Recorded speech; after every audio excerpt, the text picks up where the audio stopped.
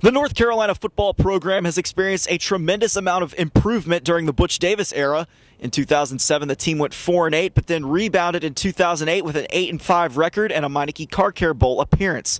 Now the team gets a chance to grow even more with the start of spring practice on Wednesday. This may be one of the most important spring practices that we'll have because there's a variety of different areas that we've really got to address this spring.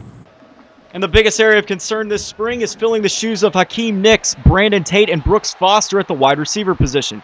The three combined for 63% of Carolina's receptions in 2008. The one thing that I really liked about Hakeem, Brandon, and Brooks, they all had unique skills and talents, but the one thing that I think that they all kind of shared in common, they were very, very consistent. I mean, they gave great effort in running all their routes, even when they might have been the second, third, and fourth read in a route.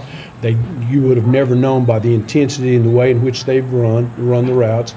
And you know, very seldom did you see just out-and-out drops. I mean, they may have not made some super difficult catches, but for the most part, if the ball was close, those three guys, they caught the football. This will be an important spring practice for guys like Dwight Jones, for Greg Little, for Todd Harrelson, for Rashad Mason, you know, for those guys to see how far they can grow. You know, Josh Adams, who was in last year's signing class enrolled at midterm, you know, so he'll become the fifth guy, and all five of those guys they'll get a ton of opportunities this spring, and I think it'll be very productive for them.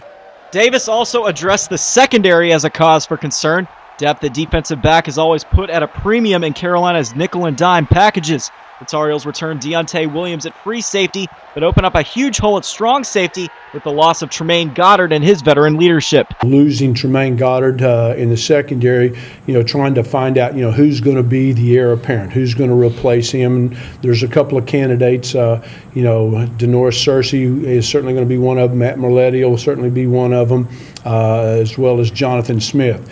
But probably the biggest pressing thing is to try to find really good, competent, and quality backup corners, as well as guys that can step in and play as starters in your nickel and all your sub packages. On the defensive line, North Carolina returns all four starters, including playmaker Marvin Austin. But this spring, look for the Tar Heels to be deeper up front and in much better shape.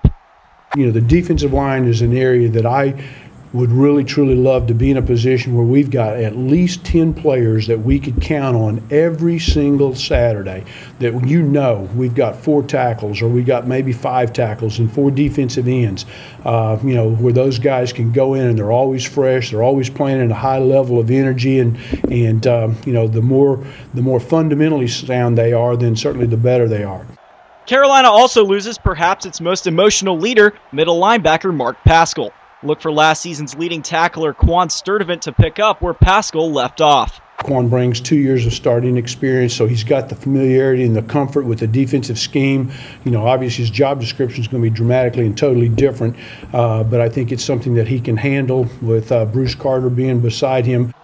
As for quarterback, there is little doubt about who will be taking the snaps for the Tar Heels this fall. It's TJ Yates' job to lose, but with Mike Paulus having a solid offseason in the weight room and the senior leadership of Cam Sexton, the Tar Heels will have a plethora of competent players to line up under center.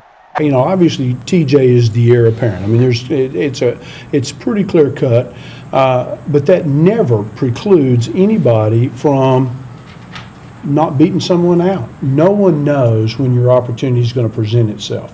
And there's not a guy that said in our team meeting rooms last year that would have said, you know what, if TJ breaks his ankle, okay, could Cam Sexton come in and help us win games? No one would have known that because there was no evidence previously when he had the opportunity to play in 2006, and he didn't play any in 2007, and the week before he got a chance to go in the Miami game, he was on the scout team. But the one thing that Cam Sexton did do is he never wasted a chance to practice hard and to be prepared.